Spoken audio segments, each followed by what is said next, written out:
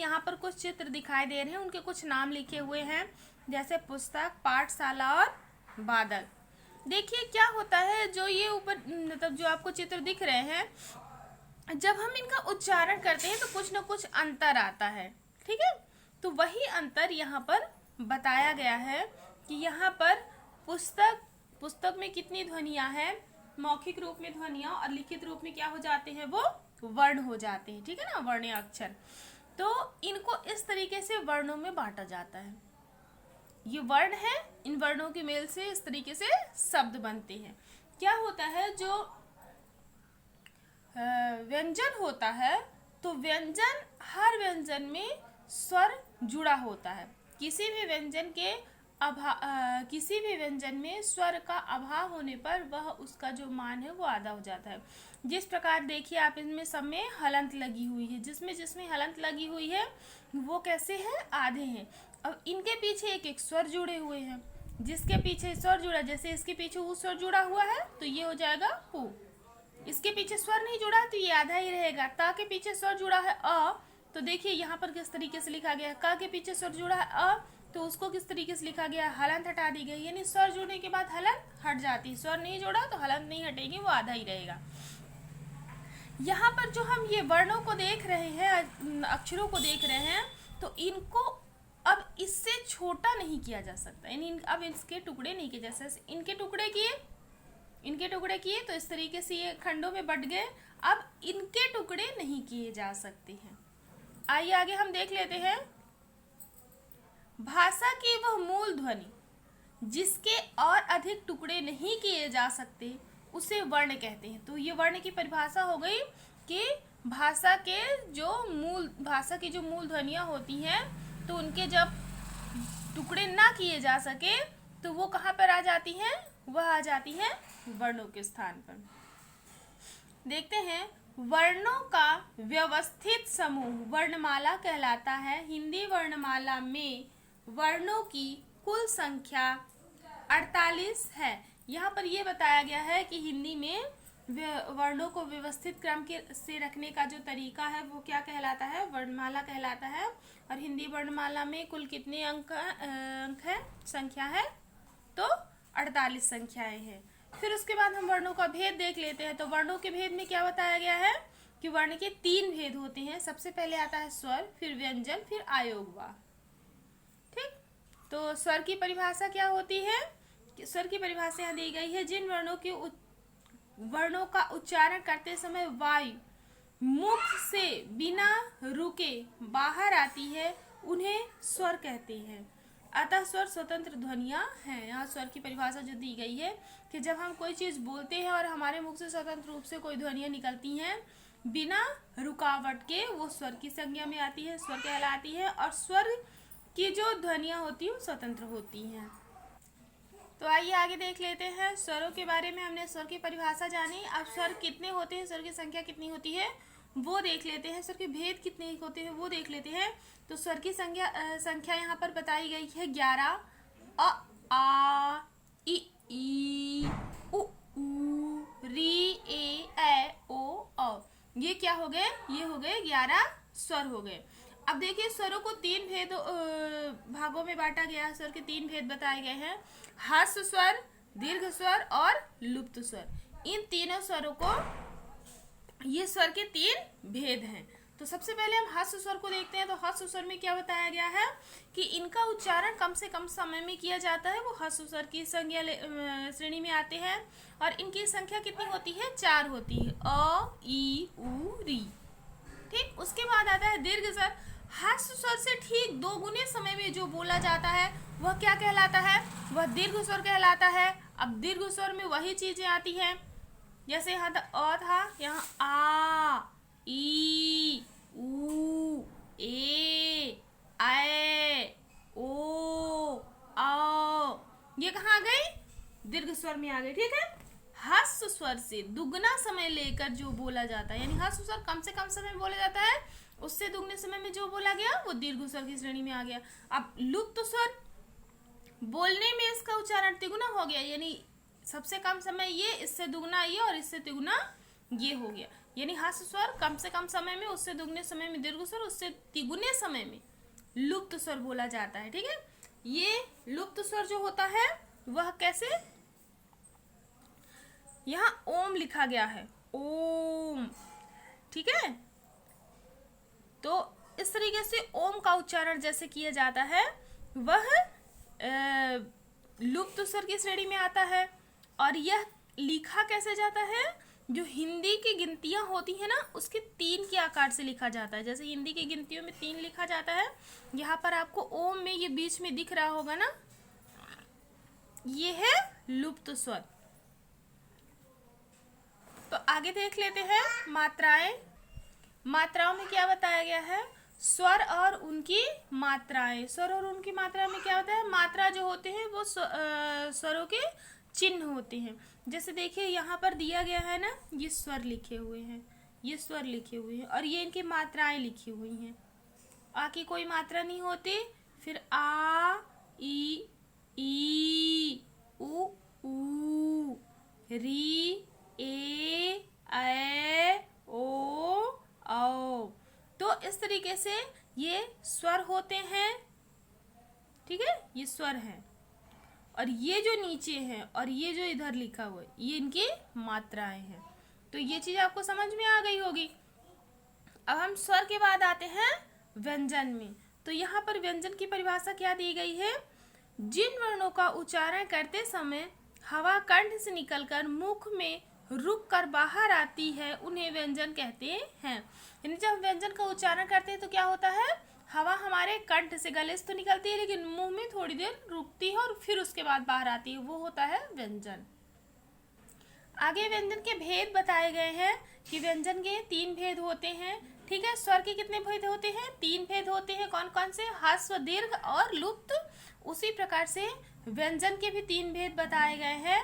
सबसे पहले स्पर्श व्यंजन, फिर अंतःस्थ व्यंजन, फिर ऊष्म व्यंजन। ठीक है, तो सबसे पहले हम स्पर्श व्यंजन को देखते हैं। स्पर्श व्यंजन में क्या होता है, यहाँ पर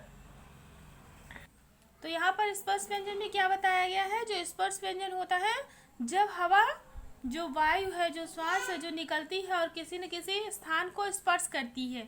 ठीक है, तो वो स्पर्श व्यंजन की श्रेणी में आता है। इसमें स्पर्श व्यंजन की संख्या कितनी होती है, 25 होती है। देखिए इनको वर्गों में बांटा गया है, 5 वर्गों में, क वर्ग, च वर्ग, ट वर्ग, त वर्ग और प वर्ग। तो एक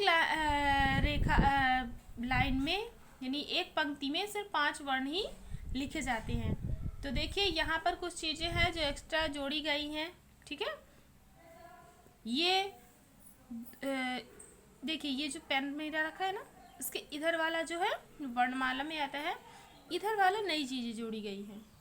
ठीक, तो क, ख, ग, घ, अंग, च, छ, ज, झ, इया, ट, ठ, ड, ढ, ण, त, थ, द, ध, न, प, फ, ब, भ, म। ये स्पर्श व्यंजन है। अब यहाँ पर इन्हीं में से कुछ चीजें जोड़ दी गई हैं, जैसे ज, ये हो गया ज, ये हो गया ज, ड, ढ, फ। ठीक है, ये सारी चीज इसमें। फिर अंतःस्थ व्यंजन में क्या होता है, अंतःस्थ व्यंजन में जो व्यंजन है वो व्यंजन और स्वरों दोनों के बीचों बीच होते हैं। ठीक है ना, इसलिए इनको अंतःस्थ व्यंजन कहते हैं। इनकी संख्या सिर्फ 4 होती है, य, र, ल, व। फिर उसके बाद आता है ऊष्म व्यंजन। ठीक है, तो ऊष्म व्यंजन को देखेंगे। ऊष्म व्यंजन में क्या बताया गया है कि ऊष्म व्यंजन जो होता है यह जब वायु मुख में टकराकर ऊष्मा उत्पन्न करती है, यानी घर्षण होता है, उसमें एक अधिक समय लगता है उसको बोलने में, वो ऊष्म व्यंजन की श्रेणी में आता है। ऊष्म व्यंजन की संख्या भी 4 होती है, श, स, स, ह। ठीक है, तो इस तरीके से हो गया ये ऊष्म व्यंजन। तो स्वर हमने देख लिए, व्यंजन देख लिए। स्वरों की संख्या कितनी होती है, 11 होती है। कितने भेद होते हैं, 3 होते हैं। व्यंजन की संख्या कितनी होती है, तो व्यंजन यहाँ पर बताए गए हैं कि व्यंजन की संख्या कितनी होती है, 48 होती है। और व्यंजन को भी 3 भागों में बांटा गया है। व्यंजन के भी 3 भेद बताए गए हैं। तो स्पर्श, अंतः, स्वर, ऊष्म। आगे आता है आयोगवाह। तो आयोगवाह को देखते हैं। 11 स्वरों और 33 व्यंजनों के अतिरिक्त हिंदी वर्णमाला में 2 वर्ण और भी हैं। देखिए आयोगवाह में बताया गया है कि ये अंग, ये क्या हो गया, अनुस्वार हो गया, और आहा विसर्ग हो गया। ये दोनों किस में आते हैं, आयोगवाह के अंतर्गत आते हैं। फिर आता है अनुस्वार। तो अनुस्वार में कौन कौन सा आता है, बिंदु आता है। सिर्फ बिंदु, किसी के ऊपर जैसे बिंदु लगी, जैसे यहाँ पे दिखाया जा रहा है आपको, हंस, पंख, रंग, अंगूर, कंस, भंग, बंदूक। तो ये सारी चीजें अनुस्वार हैं। ये जो ऊपर बिंदियां रखी हुई हैं ये अनुस्वार। अनुस्वार शब्द अगर आपको कोई लिखने को कहता है तो आप कौन से शब्द लिखेंगे, इन्हीं शब्दों को आप लिखेंगे, ये अनुस्वार शब्द हैं। उसके बाद आता है विसर्ग। विसर्ग में इस तरीके से निशान बनाए जाते हैं, 2 बिंदु एक दूसरे के नीचे होती है, ठीक है। और बताया गया है कि विसर्ग का उच्चारण ह के समान किया जाता है। जैसे ह में हलंत लगी रहती है अर्थात आधा ह जो रहता है, उसी तरीके से विसर्ग का उच्चारण किया जाता है। यहाँ पर लिखा भी है नमः, प्रातः, प्रायः, अंतःकरण। तो ह का उच्चारण हो रहा है ना, इसी तरीके से। आगे आता है अनुनासिक। अनुनासिक में क्या होता है, चंद्रमा होते हैं और उसके ऊपर बिंदु होता है, चंद्र बिंदु होता है, ठीक है। तो वो अनुनासिक के अंतर्गत आता है। अनुनासिक शब्द है ये जो ये लिखे हैं, आँख, सांप, पाँव, गाँव, छाँव, ये कौन से शब्द हैं, अनुनासिक शब्द हैं। इनका उच्चारण नाक और मुंह दोनों की सहायता से किया जाता है। उसके बाद यहाँ पर हलंत के बारे में बताया गया है कि जब किसी के नीचे ये जैसे ये निशान लगा होता है, चिन्ह लगा होता है, वो हलंत कहलाता है। उसका उच्चारण ये होता है कि जो व्यंजन लिखा गया है वो स्वर रहित है या आधा है, ठीक है। अब यहाँ पर हम वर्णों का उच्चारण स्थान देख लेते हैं। तो स्थान, वर्ण, नाम, ठीक है। कंठ से जिनका उच्चारण किया जाता है वो कौन से वर्ण कहलाते हैं, कौन कौन से वर्ण है वो, अ, आ, क, ख, ग, घ, च, अंग, ये कौन से हैं, कंठ, कंठ वर्ण है, ठीक है। तो इनको आप वर्णों को ध्यान से देख लीजिएगा। ये वर्णों वाला चैप्टर जो है तो ये बहुत ज़्यादा ज़रूरी होता है, किसके लिए, आपको उच्चारण करने के लिए। यानी अगर आप किताब पढ़ रहे हैं, पुस्तक पढ़ रहे हैं, तो उसमें आपको ये ज़्यादा ध्यान से देखना पड़ेगा। और इसका उच्चारण अगर आप सही से कर रहे हैं तो आपको अगर कोई बोल भी रहा है लिखने के लिए तो वो उसमें भी आपको सहूलियत होगी। तो इसको आप स्क्रीनशॉट ले लीजिएगा ताकि आपको इसमें सहूलियत रहे याद करने में, या फिर आप अपनी कॉपी पे अभ्यास पुस्तिका पर इसको लिख लीजिएगा एक बार, ठीक है ना। फिर यहाँ पर बताया गया है ये संयुक्त व्यंजन बताया गया है कि छत्र, ज्ञ, स्र संयुक्त व्यंजन है। फिर उच्चारण के आधार पर व्यंजनों के भेद बताए गए हैं।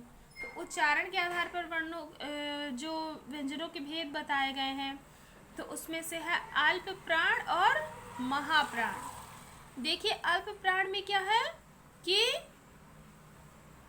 यहाँ पर क्या बताया गया है कि अल्प प्राण है। सबसे पहले तो अल्प प्राण यानी जब वायु कम समय में और धीमे से निकलती है तो वो किसकी श्रेणी में आ गया, अल्प प्राण। अब अल्प प्राण में ये सारी चीजें आ गई है जो इसमें लिखी है। फिर महाप्राण, महाप्राण को बोलने में अधिक ऊर्जा की आवश्यकता होती है और अधिक वेग से बोला जाता है, अर्थात तेज से बोला जाता है। उसमें कौन कौन सी चीजें हैं ये, तो इनको आप पढ़ लीजिएगा अच्छे से, ठीक। फिर उसके बाद आता है संयुक्त व्यंजन को बताया गया है जो भी छत्रज्ञ पहले लिखा था और स्र, तो वही बताया गया है कि वो किस तरीके से कौन कौन के व्यंजनों से मिलने से वो व्यंजन बनते हैं, वो यहाँ पर दिए गए हैं।